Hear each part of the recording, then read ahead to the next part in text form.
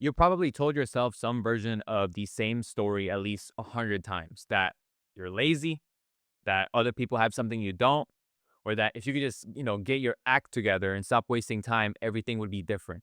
You've watched yourself sit in front of a task you genuinely care about, genuinely want to complete, genuinely know it matters, and have done absolutely nothing. And the worst thing about that is the story that follows it, the one where you tell yourself you're the problem. I need you to hear this clearly before we go any further. The reason you can't start the task has nothing to do with your character. It has nothing to do with your willpower. It's not a discipline issue. And it's definitely not evidence that you're built differently from successful people in a way that disqualifies you. The thing that's happening inside of your brain when you stall out on a task is something specific, something neurological.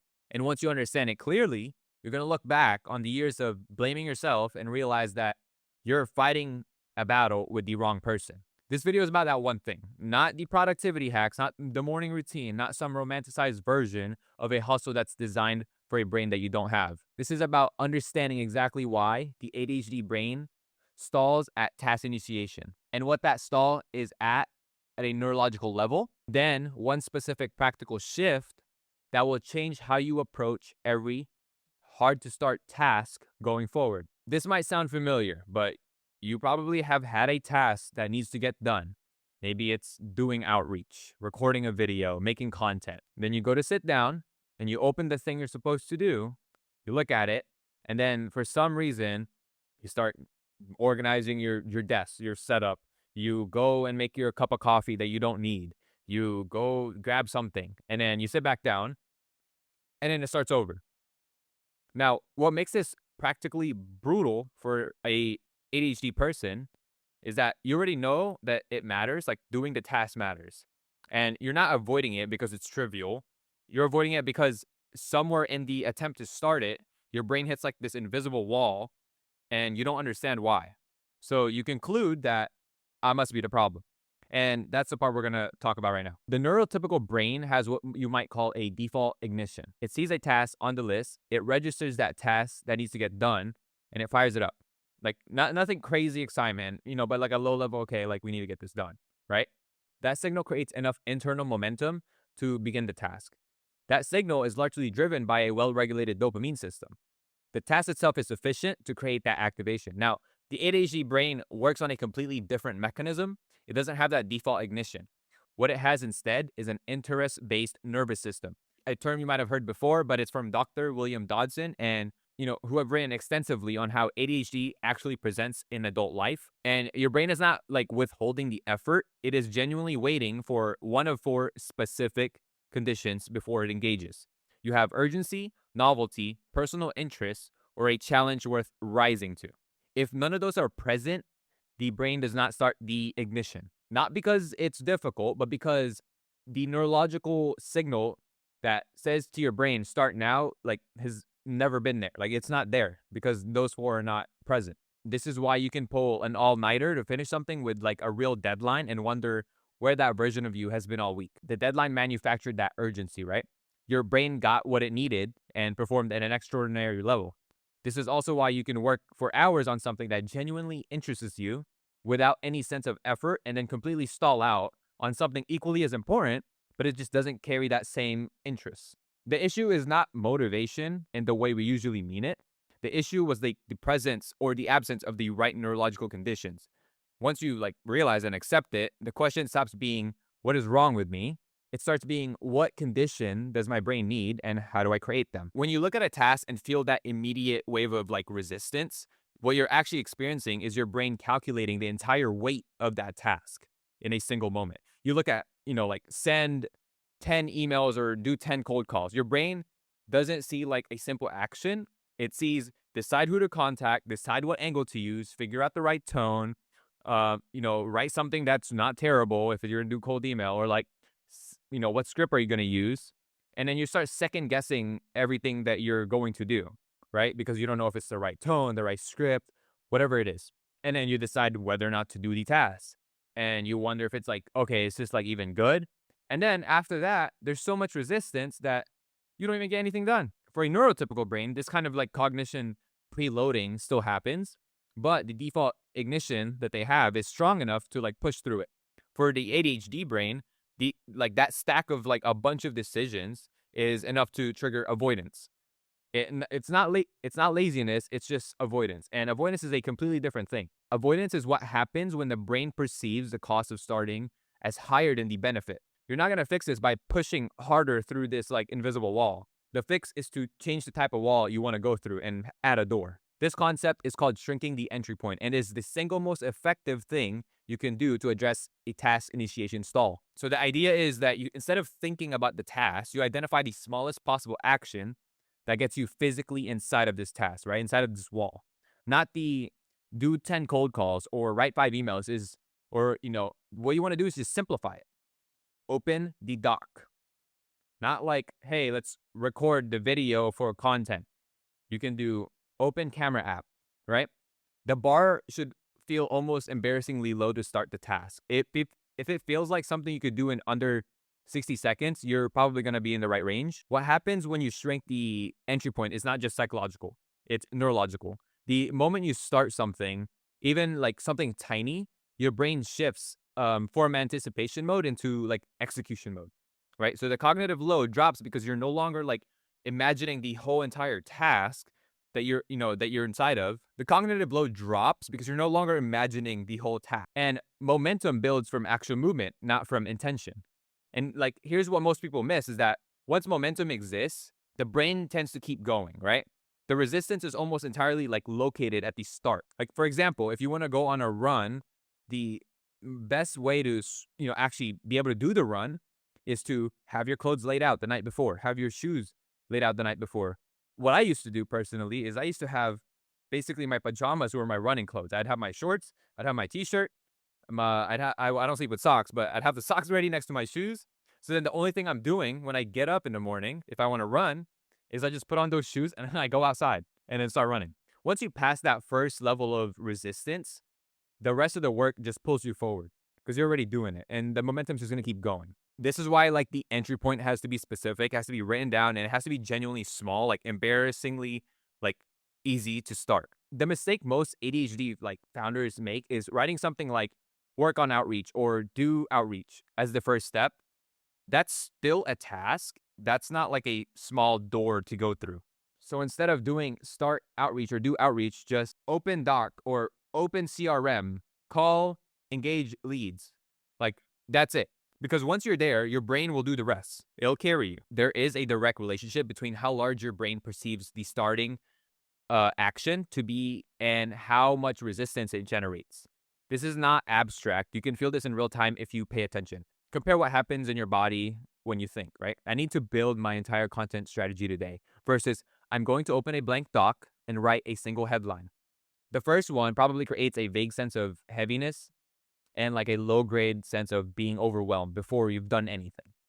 The second one barely registers as a burden. The difference felt in the resistance is your brain telling you something precise, like, hey, this entry point is too large. The practical rule is that your entry point should feel almost trivial, not meaningless, but genuinely small. And if you feel any resistance when you read what you're supposed to do, shrink it down more. Keep shrinking it until the question, can I do this right now, has an obvious like, yeah. And the goal at the entry point is not to do great work at all. The goal is to just get inside of the work because once you're inside of it, something shifts. Like your brain stops calculating the cost of starting and starts responding to what's actually in front of it. This is also why writing the entry point down matters as much as choosing it correctly. Your brain processes written commitments differently than unformed intentions. When you write open the doc at 9 a.m., you've created a specific anchor. When you just think, I should start my outreach today, you've created a vague presence with no clear starting signal. Specificity reduces the cognitive load at the moment you're most vulnerable to avoidance, which is the moment right before you begin. And there is one thing worth addressing here is the entry point approach works best when the task is already defined. If you sit down and you don't know what you're supposed to be doing or working on, the problem is not going to be task initiation. It's going to be like a pre-decision thing. That's a completely different layer, and that's one worth solving. But assuming you know what the task is, knowing what the smallest door into it looks like changes everything about your ability to get started without fighting your own brain. Most conversations about ADHD and productivity focuses entirely on how to force yourself to start. But very few of them talk about what actually happens in your brain once you get through the door. And understanding that is what makes you trust the entry point system enough to actually use it consistently. When you complete a tiny starting action, a few things happen, right? The first is the anticipatory resistance drops immediately because the brain is no longer imagining the task, it's doing the task. And the doing is almost always less as aversive than the imagining. The anticipation of hard work is consistently rated as more unpleasant than the hard work itself, right? And this is especially pronounced in the ADHD brains because we spend significantly more cognitive energy in the pre-task phase than neurotypical people do. Once you're past that phase, the significant portion of your burden disappears. There is a dopamine response to making progress, even tiny progress, right? Completing an action, even like I opened a doc, creates a small reward signal that makes the next action slightly easier to initiate. This is the like mechanical underpinning of momentum. It's not a metaphor. It's a real neurological sequence where each small task completion lowers the threshold for the next action, which means that the entry point isn't just like the strategy for getting started. It's literally the mechanism that generates the chain of actions that follows. This is also the part that surprises most people. Is the quality of work is often better when you enter through a small door than when you try to sit down and produce something significant right away. The reason is that the pressure of a large like starting action activates the threat response in your brain, which narrows your thinking and makes creative and strategic work harder. When the entry point is small and non-threatening, you bypass that, narrowing and arrive at the task in a more open, generative state. Now, the embarrassingly small entry starting point is not just like a workaround for your ADHD. It is often the most optimal way for any brain to begin difficult work. The reason this approach doesn't work for most people who try it is a simple one, is that they don't shrink the entry point far enough. They hear start small and then they write work on the project for 15 minutes as their starting action. That's not an entry point. That's just a task with a smaller time box. The entry point is the physical action that gets you in contact with the work, not a compressed version of the work itself. The test is this. Can you complete entry point in under 60 seconds? Can you do it without making any decisions? If the answer to that question is a no, shrink it more. For example, work on outreach for 15 minutes requires you to decide where to start, what to say, which prospects to contact, and how to measure whether the 15 minutes was well spent. This is like still a completely full decision layer. It's just compressed, right? Instead, open the prospecting spreadsheet. That requires nothing. You just open. And the moment it opens in front of you, your brain has something concrete to respond to. The other mistake is leaving the entry point undefined until the moment you're supposed to start. If you're sitting down to work and you're deciding, what your entry point is in real time, you've already lost like the advantage of having one. The entry point should be deciding before the session started, ideally the night before, so that when you sit down, the only question is, do I do this specific thing right now? That single question is easy to say yes to. Like, where do I even start is not. Remove every decision you possibly can from the moment of starting, and the moment of starting becomes a completely different experience. Now, how do you use this starting today? Here's the only action item that matters from this video. Think of one task that you've been avoiding, just one. It doesn't even have to be the most important thing on your list. It can just be anything you've been circling like through without like touching it, right? If you have that in your mind, now ask yourself, what is the smallest possible action that puts me in physical contact with this task? Not the task itself, but the door open thing, right? Write one line, make one call, pull up one file, whatever that task is, the smallest entry point. And I would suggest writing it down exactly like this. I am going to entry point at specific time today. The time is not optional. You have to pick an exact time because without having time there, you have intention.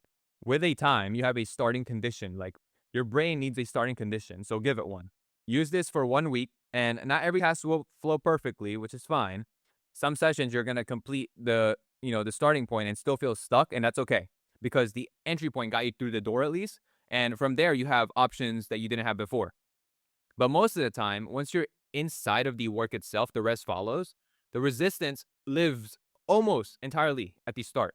So if we shrink the start, you shrink the resistance. And that's it. So everything you've been told about why you struggle to get started is wrong. Like not partially wrong, fundamentally wrong. You've been like operating under a wrong model where your problem is your discipline, your follow through, your character, and the solution is to want it more, try harder, or somehow like become a different kind of person. The model has never worked for you because it was built for a brain that doesn't operate like yours does. Your brain is not waiting for permission to start the hard work. It's waiting for the right conditions. And the gap between where you are and where you need to be to produce something that is not a character flaw or a character gap. It's a conditions gap. You're missing something. You're missing the conditions. You've been trying to start a fire without any kindling, and you're wondering why the wood won't catch on fire. The entry point in this fire making thing example is the kindling. And once you understand that, the way you think about your own capacity changes in a way that is genuinely difficult to undo. The founders who have like figured this out stop biting themselves at the start of every work session. They stop interpreting resistance as evidence of laziness. Instead, they start interpreting it as information about what the starting conditions are missing. They get curious instead of being self-critical, and that shift, more than any productivity system or tool or framework, is what changes the actual output. Not because, they found a hack, but because they stopped solving the wrong problem. You're not behind, you're not broken, you've just been applying the wrong solution to a problem that you never really fully understood. Now that you understand this, what you do with it is the only thing left.